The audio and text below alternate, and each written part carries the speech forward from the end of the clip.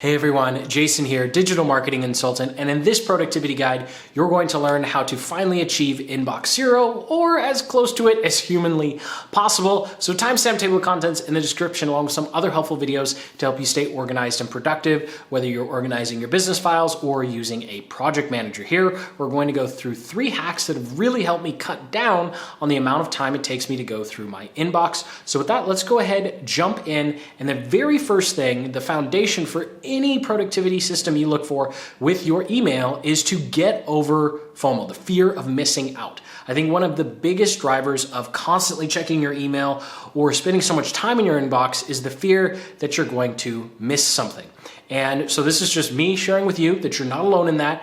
And if something really is that important, if something really is urgent, someone's probably going to text or call you. I know from personal experience, when we break a client campaign or we break a client website as a digital marketing agency, we hear from them via text or phone real quick. They don't send a polite little email saying, hey, by the way, our website's broken, or we think you're wasting our ad dollars, right? We get an angry phone call right off the bat. So don't worry, you're not going to miss anything super important by spending more time in your inbox. If anything, following these 3 hacks is going to help you spend less time in your inbox and actually get to what matters. So the very first step here, or the very first hack, is using filters. And there are really only 3 types of emails that you receive: people, administrative, and noise. So people email are emails from real people like potential customers, current clients or customers, and coworkers, or maybe even your boss, that are actually important and you need to actually read and respond to and engage with to continue moving your work forward. The next type are administrative emails, and these are administrative emails that actually matter, like receipts or any tax or banking information, or maybe you forgot your password for the nth time, or you have some travel plans. Pretty much all the other updates, especially if you have a lot of software as a service, you don't really have to worry about those. These are the important ones, especially the banking, because you want to save all of that when tax time comes around, and nobody likes tax time, right? And then finally we have noise, which is the newsletters and the stupid emails you get from family and friends that don't really contribute to getting work done, although they can be a good laugh or sometimes just an awkward cringe. So whichever the case, those are the 3 types of emails that you get. So now what I want to do is talk about how to actually filter and manage them. So the simplest method is, if you're using Gmail, is to use each one of the tabs as a different inbox for different types of messages. So for example, with your primary and social tab, I like using those for emails from real people. So what I'll do is the primary tab, I'll have all new emails come in there. Obviously, they haven't been filtered or tagged before, so that's where they go. And then when I have a conversation that's ongoing, we either with a potential customer, a current customer, or a team member, I'll go ahead and put it in the social tab. So that way I know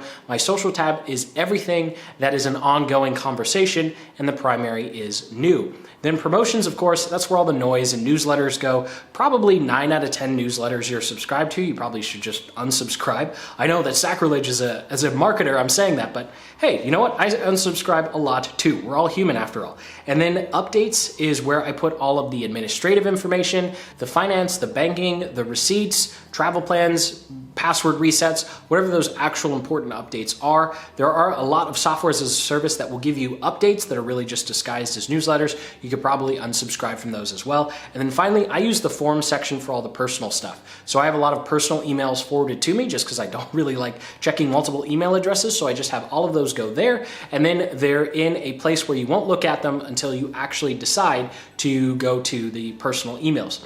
So here is a quick rundown of the tags that you should set up. Now, something that's really cool with Gmail and a lot of other email service providers is the search function is actually pretty good. So the days of having to create a folder for every single email that comes in, or meticulously create a folder for every single thing that you receive, is pretty much, those days are over.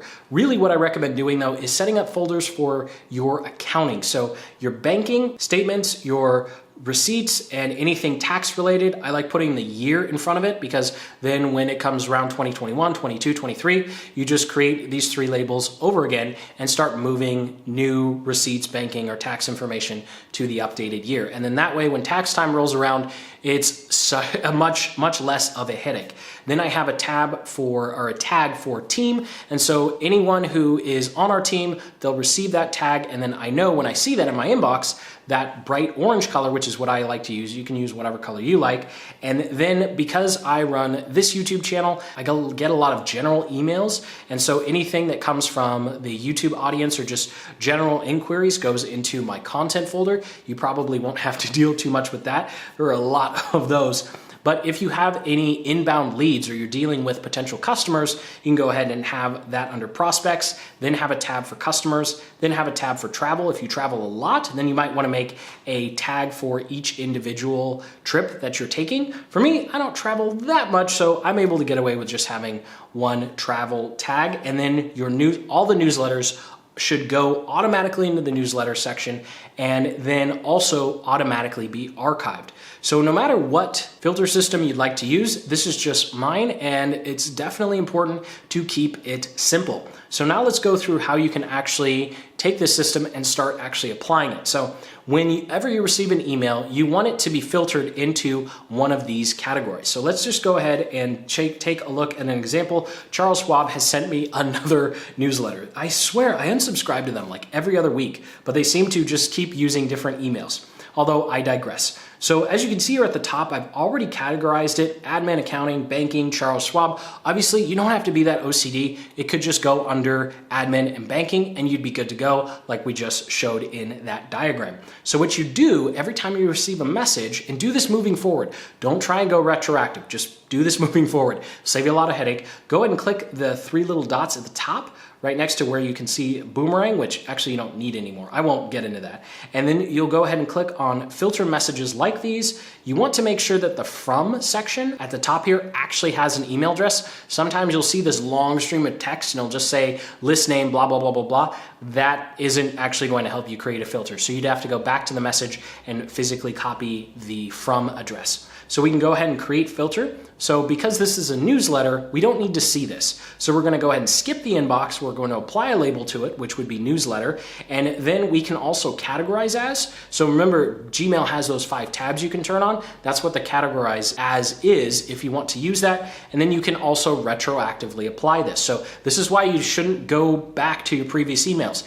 As you move forward, you'll be able to just check this box and everything in the past will be put in the correct folder and archived correctly. So we'll go ahead and do our drop down. You can see I have a lot. It's way OCD. You don't have to follow the system. So I'm just going to go ahead and select Banking Charles Schwab here, and then I can create the filter, and all the previous messages will be put in that filter as well. And any future messages I receive from Charles Schwab will be skipped and sent straight to the archive. So I'll go ahead and create the filter. You can see at the bottom left-hand corner, we have the filter was created.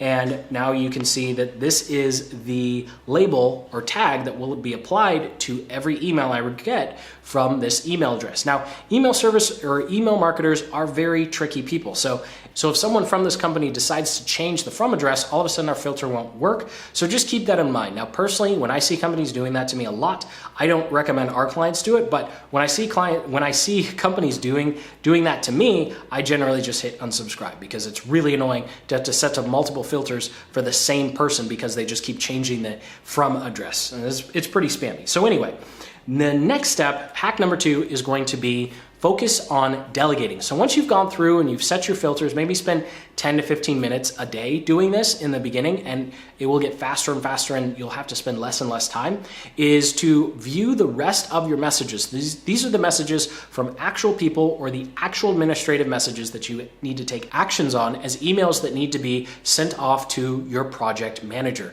So if you can't respond to an email, if you're going through an email and you say, oh, this is gonna take more than 2 minutes to respond, or this isn't a quick question, then go ahead and turn it into a task. And so I highly recommend whatever task manager you're using, it probably has the feature to forward emails into it.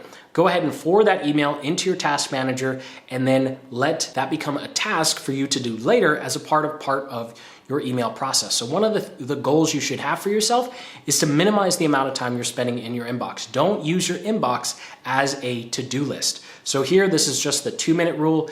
We use Basecamp right now. We also used to use Asana. There are a lot of other project management solutions or task managers that will allow you to forward emails into them. So now you're finally ready to actually respond because you've gone through all of the filtering, you've made sure the noise, you've hit unsubscribe on things, or you've gotten those pesky newsletters away into their proper folder, and now it's time to actually respond to those emails that you should be actually responding to, right? And most of the time, these are going to be the people emails. So a general rule of thumb here is you actually want to delay your responses purposely 24 to 48 hours. Now, I know that sounds pretty much like, Jason, that's kind of like being a prick. Like, why would you purposely not respond to people on time? Now, this gets into the core of being successful with your email, and that is setting specific times throughout your day to respond to your emails. So you don't want anyone in your professional or personal life expecting you to respond immediately within a couple of hours. Now, I have been in situations where I've had a boss who's pretty much forced me to do that. I get it. But 9 out of 10 times, you're gonna be okay waiting 24 to 48 hours to respond to an email unless it's super, super urgent. And what this does is it sets the expectation of everyone who sends you an email that you are not on call. And this is going to really take the stress off of fear of missing out with your inbox, because when everyone in your professional and personal life knows, hey, you know what, they don't check their email 10 times a day and I'm probably going to hear from them within 24 hours, they're not going to send you an email that has to be responded to in 3 hours. So you see how this kind of comes full circle? You have to set that expectation that you're not on call. Now, if it's someone on my team, we actually do all of our communication inside our project manager, which is what I recommend you do. And of course, you're not gonna wait 24 hours to answer a simple question from a team member. This is about communicating with external people. And even during the sales process, I will delay responses to sales inquiries just so we never get a client who expects that we're going to respond within a couple of hours. This can arguably be the hardest part, but as you begin to set that expectation, you're going to be able to emotionally remove yourself from your inbox, because just like you don't have to worry about any urgent emails being sent to you, no one else is going to send urgent emails to you because they won't expect you to read it. They'll know that, oh, well, they always take a long time to reply, and if this is really urgent, I better text or call them or do something else. So thank you so much for watching. Sincerely hope you got some value out of this video, and most importantly, you have a couple of actionable hacks to take away to cut down the time on your inbox and maybe, just maybe, reach that inbox 0 mile marker. It is quite a feat, but I definitely believe it is possible. So go ahead and hit that like button, subscribe for more productivity videos just like this one, and until the next, keep building the business you love.